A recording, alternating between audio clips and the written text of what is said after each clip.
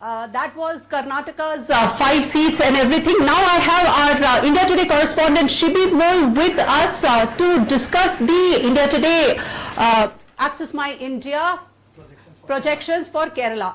Now, Shibi, if we have the numbers with us, BJP will, at least according to the Access My India projection, BJP will open its account finally in Kerala. Up to 2 to 3 seats is what is going to happen. So, can you help me, our viewers, understand which seats are the ones that will be BJP's seats this time around?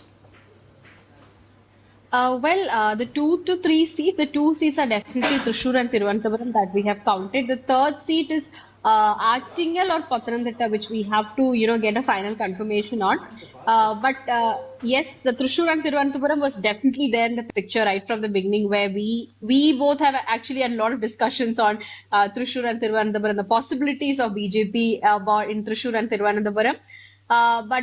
Yes, it's very positive because as per our exit poll, the left is getting less seats than the BJP in Kerala. Yeah. And the vote share, the difference, I think that is the biggest highlight of our exit poll, that the left is getting 0 to 1 and the BJP is getting 2 to 3, which definitely is going to be a major headache. If that happens to be true on June 4th, then Pinarayi Vijayan will have a very, very tough time at the AKG Center when the next CPI meeting is going to happen. Otherwise, the third seat, I'm not very sure about the third seat because I don't see the possibility of them winning 3 seats. But 2 seats, I would say there was very strong contest. Thiruvananthapuram Thrissur, we cannot exclude BJP from Thiruvananthapuram Thrissur seat because it was tight, very tight. A week before, we went to Lok Sabha, we went to the polling booths. If you had asked me, I would have said that the left had an edge over Congress and BJP in Thrissur because of Sunil Kumar. But in the last week, what we are understanding after the polls is that the Thrissur-Puram incident had made a certain shift of votes. So which way those votes have gone, did it go in the BJP's favor? In that case, yes, it's very, very tight.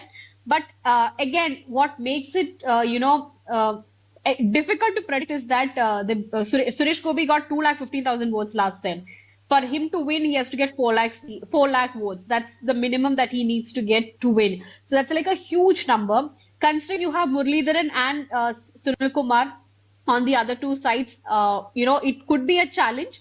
India Today's exit polls have not really gone wrong most times. So this definitely is very positive for the BJP. But again, Thiruvananthapuram also, what makes it very tight is all the 3 parties had fielded strong candidates. Like in Thrissur, it's the same scene. If either of the left or the Congress, one of them had fielded a bit weaker candidate, then BJP would have had a very tough time. But it's the fact that all 3 are strong. The votes have gone in all 3 parties' favor, all 3 individuals' favor. In Thiruvananthapuram, it's a party contest. In Thrissur, it's a individual contest.